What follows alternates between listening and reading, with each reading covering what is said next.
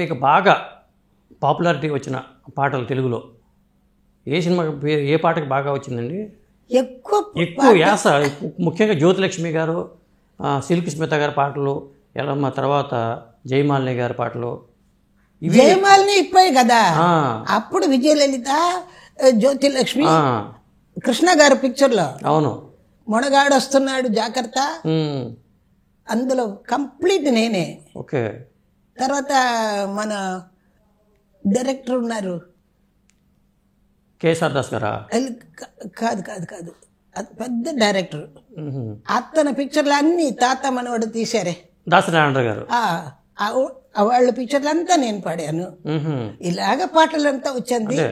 తర్వాత ఎక్కడ వాయిస్ విని మన రామారావు గారు, తిరువిక్రమరావు గారు, ఆయన ఈవిడ ఒక అమ్మాయి వచ్చింది, ఆవిడ పిలిచి ఆవిడకి బాగా ఇవ్వాలి ఓకే అని మంచి మంచి పాటలు.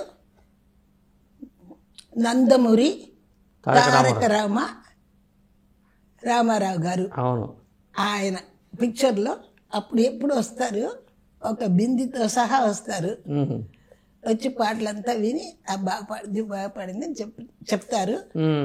ఎప్పుడు ఏ లోటు లేకుండా పాటలు, ఎక్కువ పాటలు ఇచ్చారు. నాకు తెలీదు, నాకు పేరంతా నాకు తెలీదు, అంతే. నేను పాడాను అంతే, నాకు తెలుసు. ఆయన కలిసారా ఎన్టీ రామారావు గారిని ఎప్పుడన్నా మీరు? ఏమండి, ఎన్టీ రామారావు గారిని కలిసారా మీరు? అవును. మొదటిసారికి ఎప్పుడు కలిసారు? ఎప్పుడంటే అప్పుడప్పుడు మేము రిహార్సల్స్కి వెళ్తున్నాం కదా, అప్పుడు రామారావు గారు వచ్చేస్తారు. ఓకే. రామారావు గారు వచ్చి పాటలంతా విని ఇది ఇట్లా కావాలి, అది ఎట్లా కావాలని అన్నీ చెప్తారు. అదంతా నేను మనసులో పెట్టుకొని, అది నాకు తెలిసింది గొప్పగా పాడానని ఆయన చెప్పారు, అదే నాకు తెలుసు. అదే అంటే మీ వాయిస్లో ఒక ప్రత్యేకత ఉంటుంది, ముఖ్యంగా అలాంటి వాళ్ళకి, జ్యోతిలక్ష్మి గారికి కానీ విజయలలిత గారికి కానీ ఆ ప్రత్యేకత, అది ఎవరు గుర్తించారు అసలు దీన్ని, ఆ ప్రత్యేకతని? ఇది మీ వాయిస్లో ఉండే ఈ జ్యోతిలక్ష్మి గారికి కానీ పాడించవచ్చు అని తెలియదండి నాకు, అదంతా తెలియదు. నా చిన్న ఆవిడ, నేను చిన్న ఆవిడ.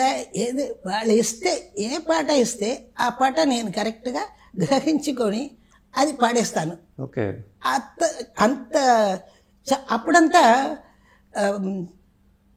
ఒక సాంగ్ ఇప్పుడే నేర్పించి ఇప్పుడే తీయాలి అలా కాదు, ఒక పాటకి రిహార్సల్స్ అది మాత్రమే అవుతుంది. ఓకే. 10 రోజులు అవుతుంది రిహార్సల్స్, దానిలోనే మనకు అన్ని బయలాడ అయిపోతుంది. అంటే ప్రతి పాటకి రిహార్సల్స్ కంపల్సరీ అండి అప్పట్లో? ఆ కాలంలో నేను చెప్తున్నది ఏంటంటే 61, 62